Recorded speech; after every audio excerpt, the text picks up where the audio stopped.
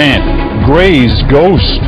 And the more I got into that particular project, the more I began to realize that there were wounds that had gone unattended for over 200 years. This man discovered his ancestor burned a BC community to the ground. Can this historic voyage make amends?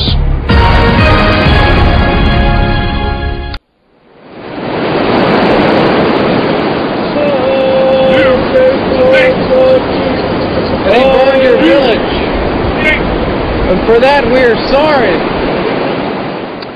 In the history books, Robert Gray is a sea captain, a fur trader, the first American to sail around the world. But recently, one of his descendants dug a little deeper. He discovered that Gray did something awful to the people of Opitsit, a First Nations community just off Vancouver Island, and they've never forgiven him. So last weekend, Gray's descendants went back to Opitsit to say sorry, maybe even write a new chapter for the history books. The CBC's Duncan McHugh was there. Here's his story about the effort to exorcise Gray's ghost. I'm taking you over to the village of Opitsit. Opitsit in our language means a meeting place. Opitsit. It's where Joe Martin was born and raised.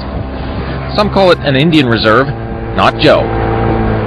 Opitsit is a very old village site, and you know, most people refer to it as a reserve, but that name really bugs me. A reservation. It's not part of the language of our chief. In those days, the people of this area here were one of the richest people in the world.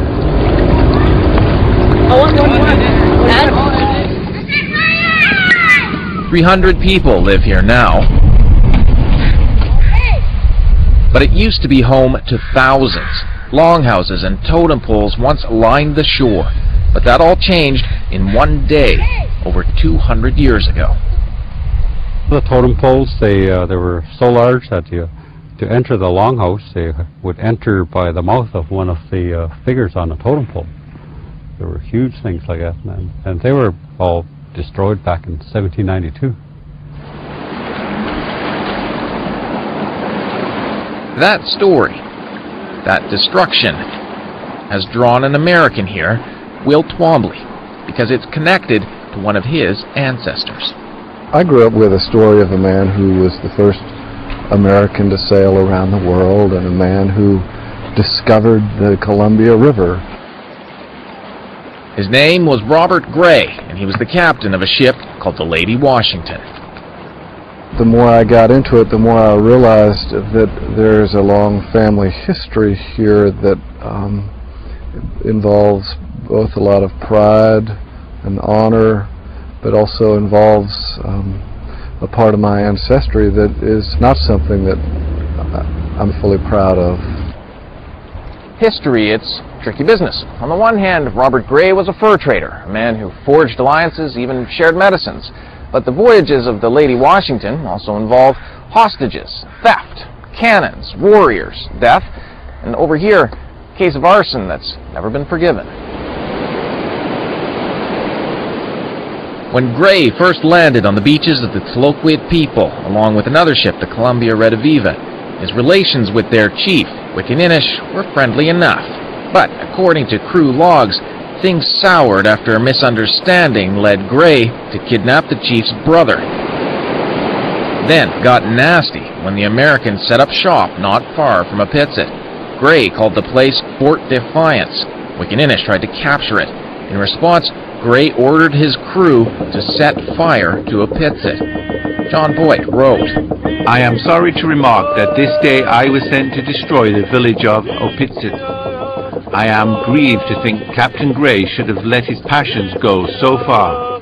This fine village, the work of ages, was in short time totally destroyed. It was an act of, I guess, vindictiveness on some level, or vengeance probably would be better said. There's all kinds of evidence here. Joe Martin says the remains of that fire aren't hard to find. People here dig up charred house posts all the time. And this here is charcoal, and you can tell that it's peeling off with the wood, and it's been since 1792. As you can see, it's still black. Only one crew member recorded the burning of Opitsit, though. That's led some historians to question if it happened. But Chief Barney Williams Jr. has no doubts. The story, passed on by his great-grandmother, is that the flames were sparked by cannon fire. The fire that was, the shell or whatever it was, hit one of the homes, and then it just went from one end to the other. It wasn't the lady's sometimes violent history with Native people that inspired the state of Washington to build a replica of her in the 80s. Rather, it was to celebrate the ship's role in shaping America. Her crew would sail the Pacific coast, a living history museum. Will Twombly arrived on board 4 years ago with a bunch of troubled teens. A family therapist, not a sailor, he hoped to use sail training to heal. How better than his ancestors' famous ship? Yet, when he tried to get native communities involved, he was met with pain. And the more I got into that particular project, the more I began to realize that there were wounds that had gone unattended for over 200 years. The years since the arrival of Gray and others have been often dark for the Tla-o-qui-aht people. No surprise then what the tall ship symbolizes to Joe. Destruction, disease, and loss of our lands and rights, our language, culture, identity. I had a vision many years ago about being on board this ship. And So it was that Will Twombly suggested a healing voyage back to the community Robert Gray hurt most. Through looking back at the paths that have been taken, hopefully we can, in a grand way, interrupt those paths that have been destructive and not continue to take those. Joe Martin liked the idea, if only to awaken his own people to their history. I am not real sure what can really change. Sometimes it's really frustrating, you know, with the vicious cycle of residential school syndrome. So, you know, I have some hope that there will be something positive come out of this.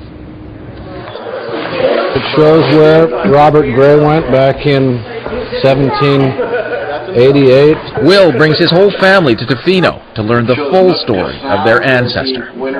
Thank all of you for being here. 3 generations from the U.S. and Europe feeling anxious, not sure how they'll be received. This is not something that is frequently done. So there's no script for how one does this well. The next day, the Gray family boards the ship, setting sail for an historic meeting. This hasn't been easy to organize. 2 days earlier, Joe's niece died. Is everybody ready? Yep, sirs. Plus, there's another funeral for a respected chief. But normally, all events would be called off. But the hereditary chiefs say this is important. In 3-meter swells, they wait. Oh, we're waiting for them to come in. I have no idea. Okay, they're coming in. Finally, following an age-old protocol of the coast, 2 peoples meet. We have begun to realize that part of what he did and part of his story is one that has been disrespectful to your people. As we come in peace and in respect for you and your great nation and people. It is with good heart that we carry you the rest of the way to our nation. We will guide you safely. Escorted in, it's a much different arrival than that of Robert Gray.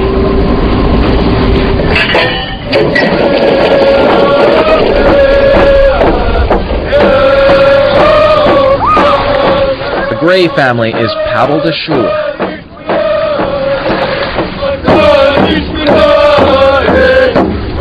And then this. He insulted your people and abducted one of your chiefs. And there was conflict. And he burned your village.